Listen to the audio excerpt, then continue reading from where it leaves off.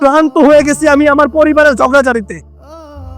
আমি বুঝতে পারি না কাকে সঠিক বলবো আর কাকে ভুল। আমি যদি মায়ের কথা শুনি তাহলে বউ বলে আমি মায়ের গোলাম, আর যদি বউয়ের কথা শুনি তাহলে আমার মা বলে আমি বউয়ের গোলাম। কিন্তু তারা দুজনেই জানে না যে তারা দুজনেই আমার জীবনে সমান জরুরি। একজন যদি আমার জীবন হয়, অন্যজন আমাকে জীবন দিয়েছে।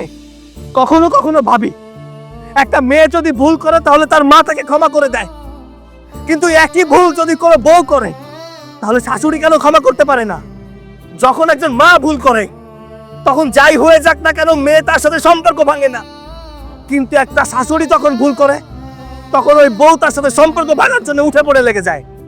জীবন হলো ভালোবাসা দেওয়া এবং নেওয়ার নাম। আমার বিশ্বাস এই পৃথিবীতে আগত কালও মিথ্যা, বিগত মুহূর্তও মিথ্যা। যদি কোনো সত্য থেকে থাকে সেটা হলো আজ। আমাদের জীবনে অতিবাহিত হওয়া প্রতিটা সেকেন্ড আমাদেরকে অন্ধকারের দিকে ঠেলে দিচ্ছে। পরবর্তীতে আমাদের আফসোস করা ছাড়া আর কিছুই থাকবে না। বাপ মা ভাই বোন সবাই থাকবে, শুধুমাত্র আমাদের স্মৃতির পাতায়।